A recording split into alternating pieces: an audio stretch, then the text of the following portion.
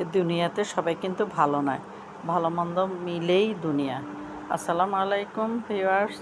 আজকে আমি অতি সাধারণ শাকসবজি দিয়েই আমার দুপুরের খাবারের আয়োজন করেছি। তার মধ্যে পটলের ভর্তা এবং কাঁকরোলের ভর্তার রেসিপিটা দেখালাম। দেখুন, কাঁকরোল এবং পটল একসঙ্গে আমি সিদ্ধ করেছি, দুটোরই বিচি ফেলে দিয়েছি, কারণ বিচিতে সবাই তো বিচি খাইতে চায় না, এই জন্য। তারপরে পটলের মধ্যে লবণ দিলাম, পেঁয়াজ ভেজে নিয়েছি, একটু পেঁয়াজ, শুকনো মরিচ, ভাজা শুকনো মরিচ দিয়ে মাখালাম। তারপর নিলাম আমি কাঁকরোলের ভর্তা, তারও বিচি ফেলে দিয়েছি।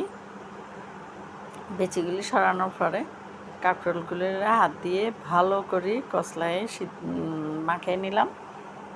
একদম মিশ করার চেষ্টা করেছি, কিন্তু মিহিন হয় নাই, একটু একটু দানা রয়ে গেছে। এতেই আমি ভাজা পেঁয়াজ, লবণ আর শুকনো মরিচ ভাজা দিয়ে দিলাম। এগুলি ছিল আজকে আমার দুপুরের খাবার। লাউ শাক, কাঁকরোল ভাজি, পাটের শাক ভাজি, আর পোলাও ছিল, খিচুড়িও ছিল, যে যেটা খায়। ভাত তো ছিলই, বাচ্চারা খাবে আর কি খিচুড়ি, তারা মাছ দিয়ে খিচুড়ি খাবে।